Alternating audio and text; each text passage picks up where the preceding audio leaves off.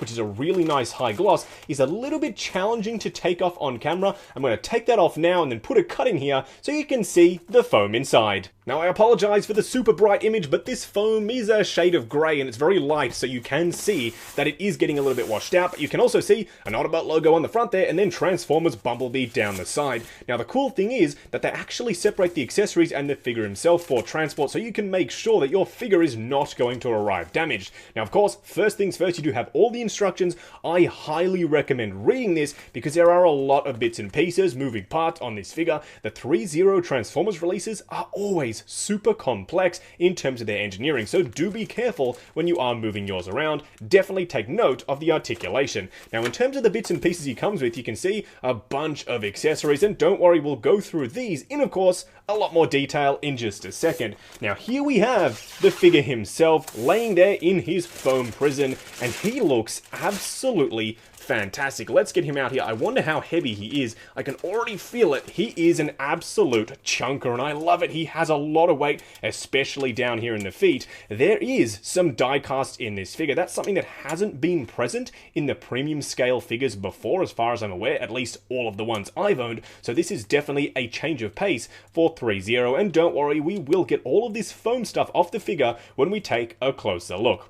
Either way, what we're going to do now is get all of the accessories laid out in the light box and take a look at everything he comes with. And here we have all of B's accessories. Now, being a bigger boy, he does come with a hell of a lot of stuff, which is a real bonus when you're getting those premium scale figures from 3-0. Now, let's take a look at this piece first. The piece that I know a lot of people were asking for with the deluxe figure. Well, now we have it here with the premium version, and it looks absolutely outstanding. It is also rather sharp, so be careful not to prick your finger on the end of this, but it does look really, really good. I love the attention to detail, all the little Cybertronian glyphs on there. They are on both sides. It's very, very nicely painted, weathered and detailed. The serrated edge of the blade as well is also nicely weathered. You can see a little bit of sort of rust work on the side there, and of course a bunch more detail on the back side here. It really does look like rusted, worn out metal. This is where 3-0 comes into their own. They kill it with details such as this. Now let's take a look at his arm blaster. You can see it looks really good, very, very nicely painted, of course,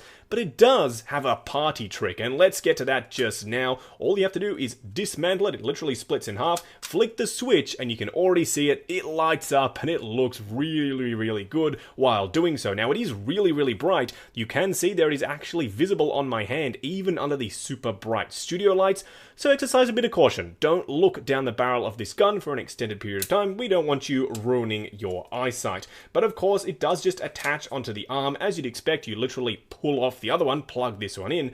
Do be careful with these pieces when you are bending the elbow. They are a little bit fragile, so as I said, do be careful, and we'll cover that a little bit more in the articulation segment. And don't worry, I will show you how all of these bits and pieces attach onto the figure himself. Now let's take a look at the two different options for the door wings. Now as you can see, these are the folded up ones. They sort of slot along the side of his back there. They are a lot smaller than these ones. They were actually intending to use these as the model for the movie, but I think that was a sort of last minute decision where they changed them to these right here. I don't know which I prefer. These bigger wings are sort of more iconic for that movie version of Bumblebee, but still the smaller ones also give a nice sleek silhouette, so I really don't know yet which one I do prefer. I'll decide, of course, when we have them on the figure, but of course the rust work on this and also the pitting and weathering details on the windows. You even have an inside of a door detail here. It looks really, really fantastic. I love all the weathering, even on the inside, the little pocket for the door there. It looks absolutely outstanding. And of course, it's on both. They both look equally as good as one another.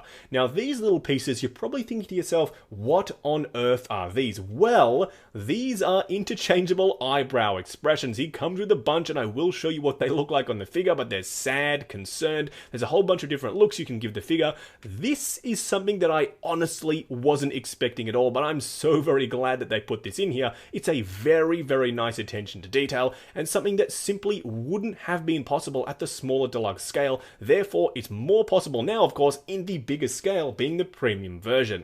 Now, this little piece right here is a little welder that attaches to his finger. It's a nice soft rubbery plastic, so you don't have to worry about this breaking over time. Now, you're probably also wondering what these pieces are. Well, they are sort of replacements for these guys right here. You can see that they are used to attach these door wings. I'm pretty sure we'll have to see how that works in just a second, but I'm fairly sure they attach onto these pieces here. Then you attach it to the back of B himself.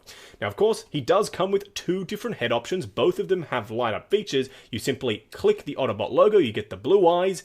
Click it again, and you get the red eyes. How cool is that? You get the evil murder bee, as they said. He looks really, really good. And the weathering, of course, is immaculate on both head sculpts. Which one I'm leaning towards for my final display, I don't know yet, to be honest with you. But this one is sort of catching my eye a little bit. I love how angular and sharp the nose is on this bee. He really